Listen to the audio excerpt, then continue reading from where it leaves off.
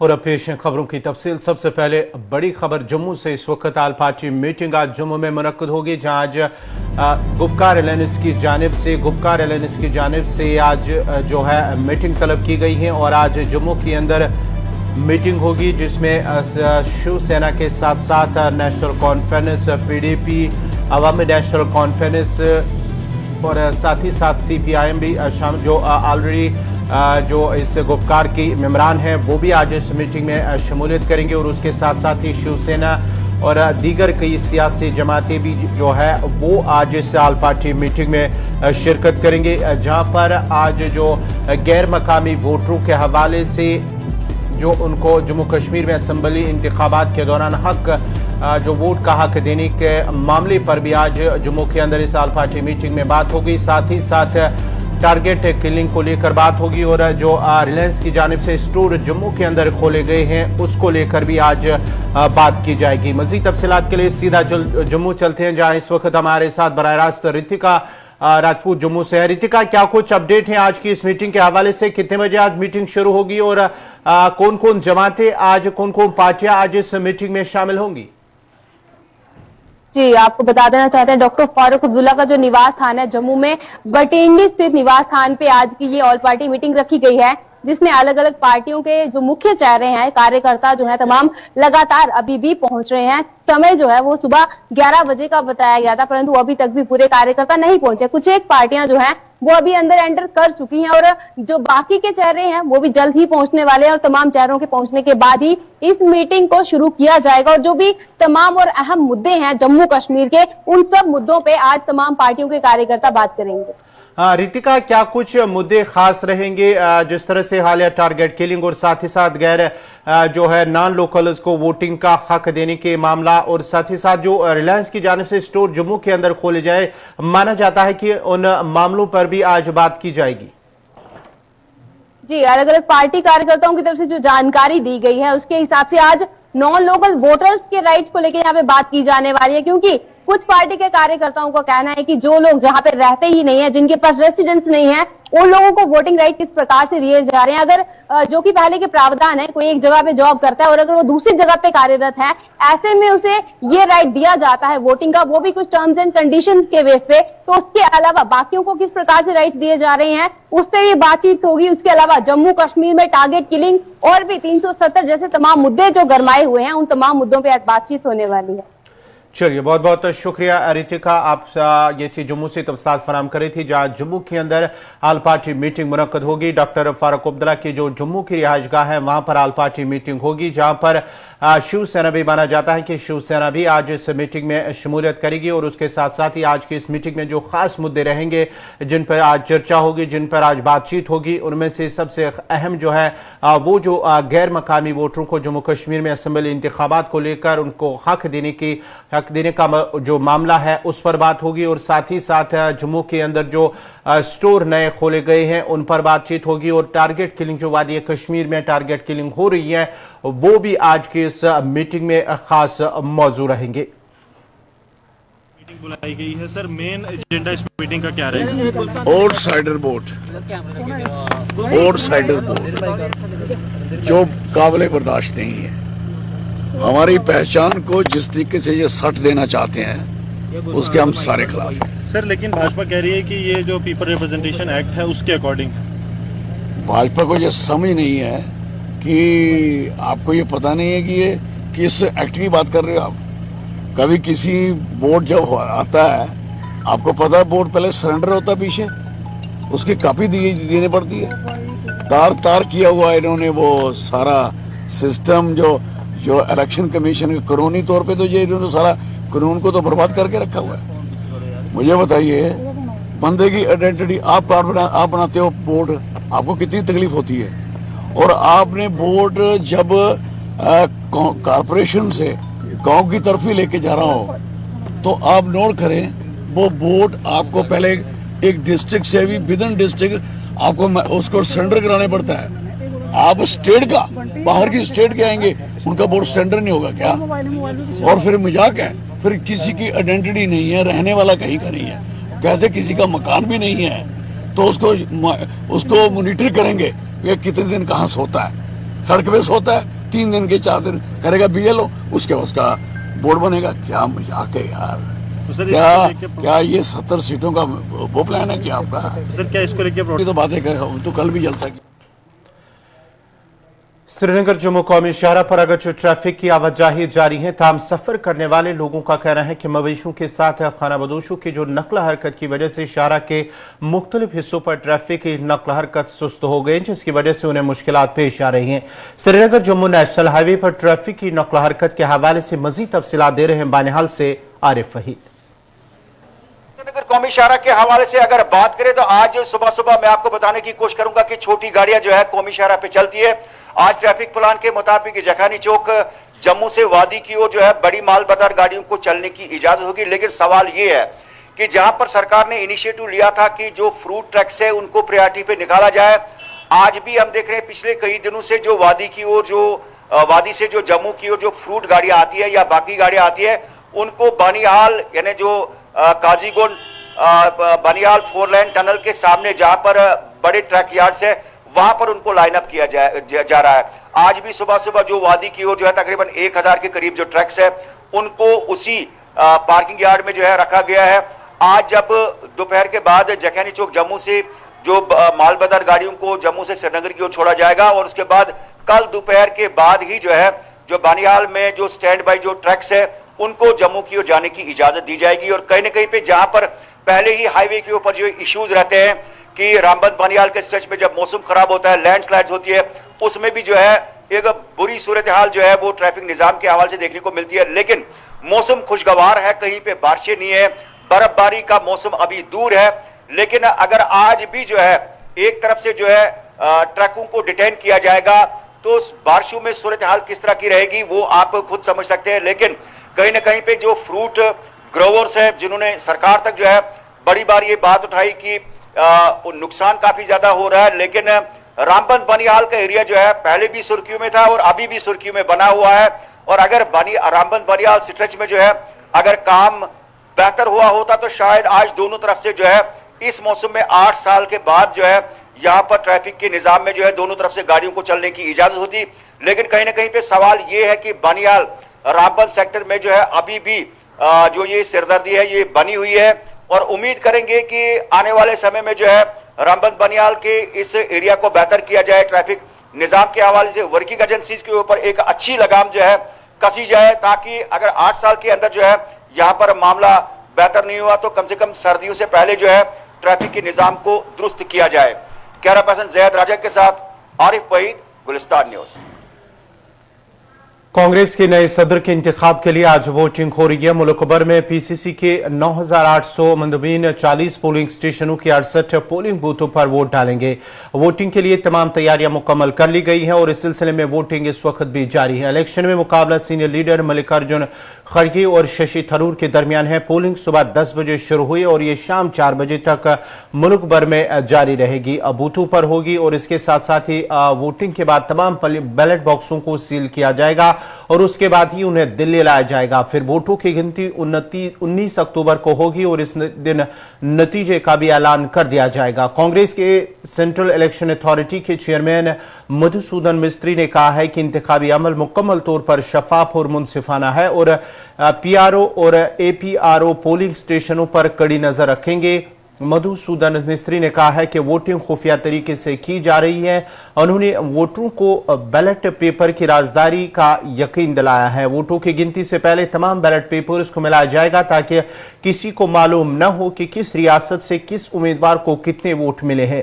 ख्याल रहे कि कांग्रेस पार्टी में यह इंतखाब तकरीबन 22 साल बाद हो रहा है। इससे पहले सोनिया गांधी और जतिंदर प्रसाद के दरमियान मुकाबला हुआ था जिसे सोनिया ने आसानी से जीत लिया था। इस बार गांधी खानदान सरगर्म सियासत में रहते हुए सदर का इंतखाब नहीं लड़ रहा है। इससे कबल 2017 में राहुल गांधी दिसंबर के महीने में बिला मुकाबला सदर मुंतखब हुए थे।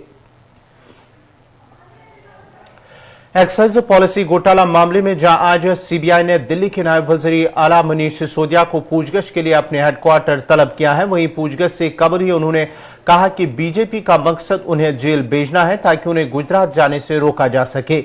मनीष सिसोदिया ने मजीद कहा कि छापों में उनके खिलाफ कुछ नहीं मिला है। सीबीआई में बुलाया है, इनकी तैयारी अब मुझको गिरफ्तार करने की है। इन्होंने पहले सीबीआई रेड कराई मेरे इस घर में, इनको उसमें कुछ नहीं मिला, एक पैसे का कोई भ्रष्टाचार नहीं मिला इनको मेरे घर में। उसके बाद इन्होंने मेरे बैंक लॉकर की जांच कराई, बैंक लॉकर छाने सीबीआई ने, वहाँ पे इनको कुछ नहीं मिला। इनको लग रहा था वहाँ कोई प्रॉपर्टी के दस्तावेज मिलेंगे, कैश मिलेगा, गोल्ड मिलेगा, वहाँ कुछ नहीं मिला। मेरे बैंक लॉकर में कुछ नहीं मिला। इन्होंने मेरे गांव में जाके पूछताछ की कि वहाँ हो सकता है ज़मीनें खरीदी हों, खूब पूछताछ की इन्होंने, वहाँ भी कुछ नहीं मिला। इनको भी पता है कि ये पूरा केस फर्जी है, ये पूरा केस मेरे खिलाफ जो चलाया जा रहा है ये पूरा फर्जी केस है। इनका मकसद मुझे गिरफ्तार करके जेल में डालना है ताकि मैं गुजरात न जा सकूं। गुजरात में भारतीय जनता पार्टी के लिए ये डरी हुई है, इसीलिए आज ये मुझको भी गुजरात जाने से रोकना चाहती है।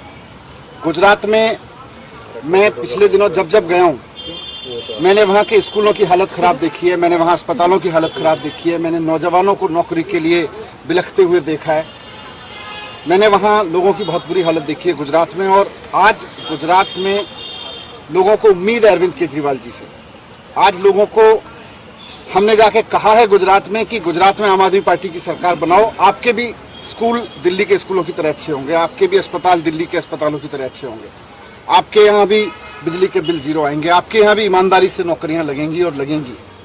तो ये आज हमने गुजरात में कहा है और गुजरात के लोगों को इस पर भरोसा है, इसीलिए बीजेपी बुरी तरह से हार रही है और ये मुझे जेल में डाल के रखना चाहते हैं। मेरे खिलाफ ना कुछ निकला ना कुछ निकलेगा और अब मुझे जेल में भी डाल देंगे तब भी। आज गुजरात का बच्चा चुनाव लड़ रहा है, आज गुजरात का आम आदमी चुनाव लड़ रहा है। इस बार गुजरात का चुनाव गुजरात के लोग एक आंदोलन की तरह, शिक्षा के आंदोलन, स्वास्थ्य के आंदोलन, बिजली के आंदोलन की तरह लड़ रहे हैं। मुझे जेल में डालने से ये गुजरात में भारतीय जनता पार्टी की हार को बचाने पाएंगे। जैसे आप चुनाव में जाते हैं, आज भी उसी तरीके से लग रहा था कि आपको विदा कर रहे हैं परिवार वाले, क्योंकि भगत सिंह कहा, आपको खुद मुख्यमंत्री ने भगत सिंह कहा। ये मेरे परिवार का प्यार है, मेरे परिवार का मेरे ऊपर आशीर्वाद है कि मैं ईमानदारी से काम करता हूँ, कट्टर ईमानदारी, कट्टर देशभक्ति से काम करता हूँ।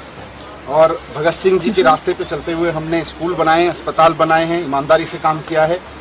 ये गुजरात को नहीं बचा पाएंगे। गुजरात में मरकजी वजीर खजाना निर्मला सीतारमन के रुपये के कदर गिरने के बयान पर कांग्रेस की तर्जुमान सुप्रिया सुनीति ने नुक्ताचीनी करते हुए कहा कि रुपये की कदर में गिरावट आने से न सिर्फ मईशत कमजोर होगी बल्कि महंगाई बहुत ज्यादा होगी। याद रहे कि वजीर खजाना ने कहा कि रुपये की कदर नहीं गिर रही है बल्कि डॉलर मजबूत हो रहा है।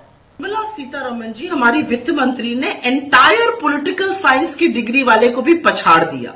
अमेरिका में वित्त मंत्री बोली रुपया कमजोर नहीं हो रहा है, डॉलर मजबूत हो रहा है। अब ये कहने का क्या तात्पर्य था, ये तो स्वयं माननीय वित्त मंत्री ही समझा सकती हैं, लेकिन दो चार बातें यहां पर साझा करना जरूरी है। इस सरकार को रुपया मिला था 54 के मूल्य पर 2014 में, 83 के पार कराने की नौबत आ गई और लगता है शतक कराकर ही दम लेंगे मोदी जी।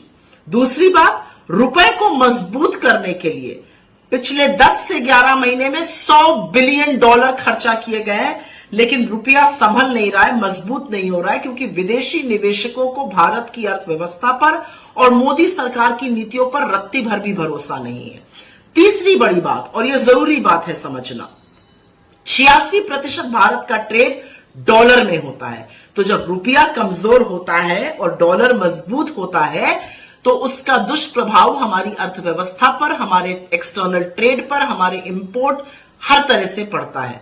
लेकिन वित्त मंत्री को तो इसकी चिंता ही नहीं है। उन्होंने आज एक नई थ्योरी निकाल दी, रुपया कमजोर नहीं हो रहा है, डॉलर मजबूत हो रहा है।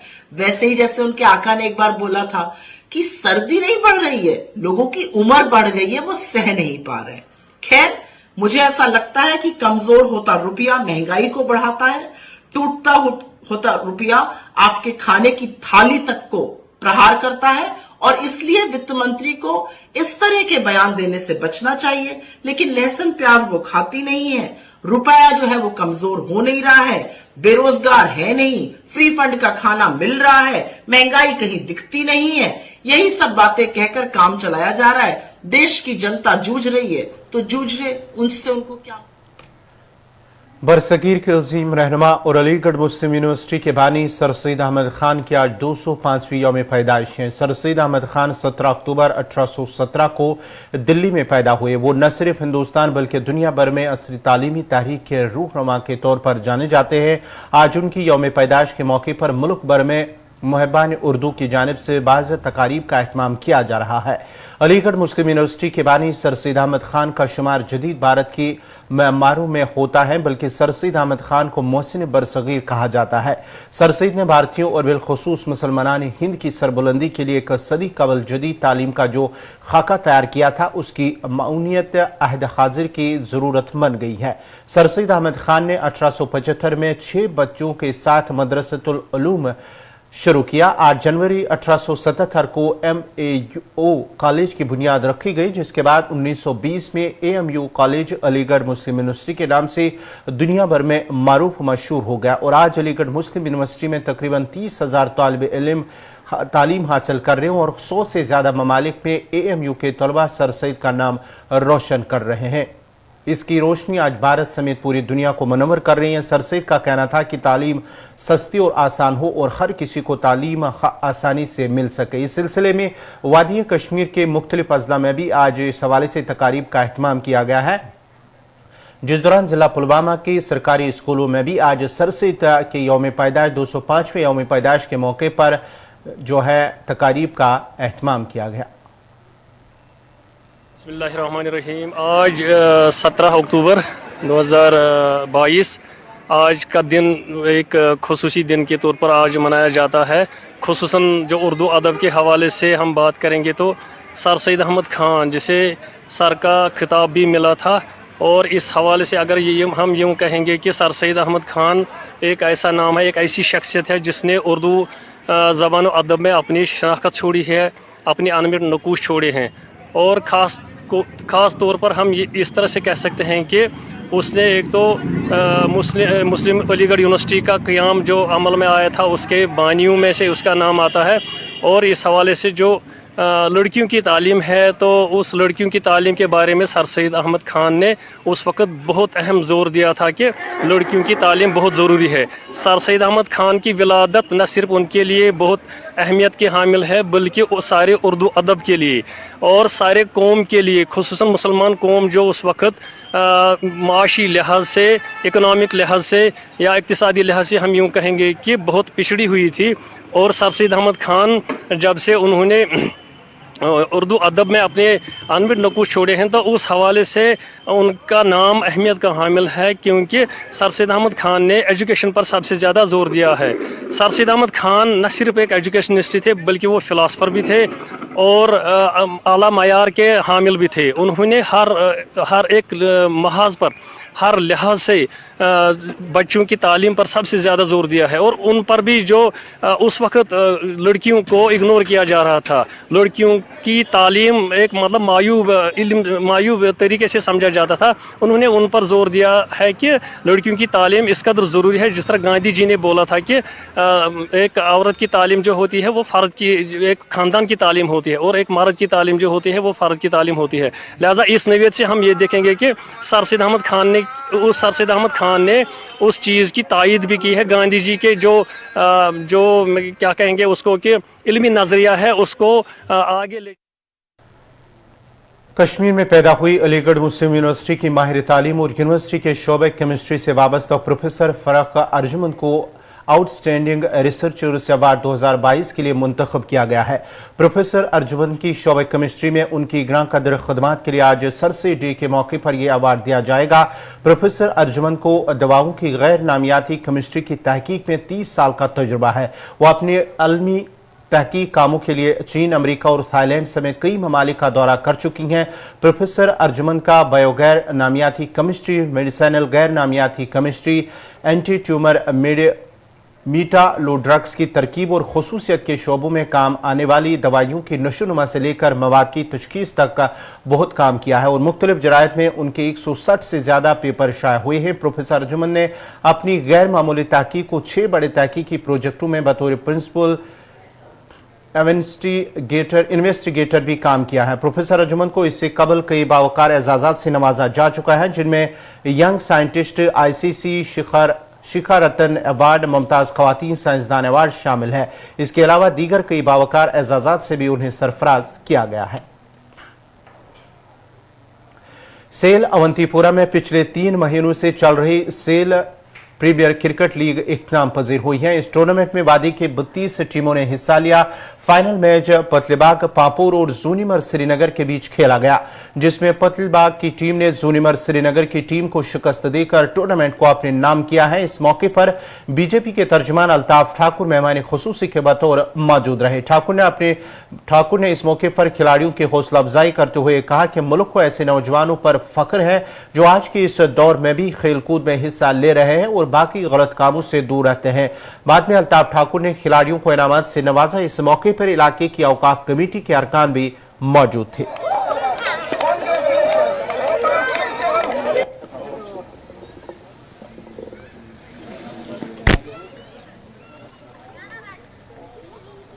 चाहे गेस्ट आ सकते हैं, चाहे पब्लिक ग्रीवेंस है, यहाँ पर मेहरबानी करके थोड़ा सा यहाँ पर जगह शुक्रिया अदा करना चाहते हैं और हमारे मेहमान के लिए हम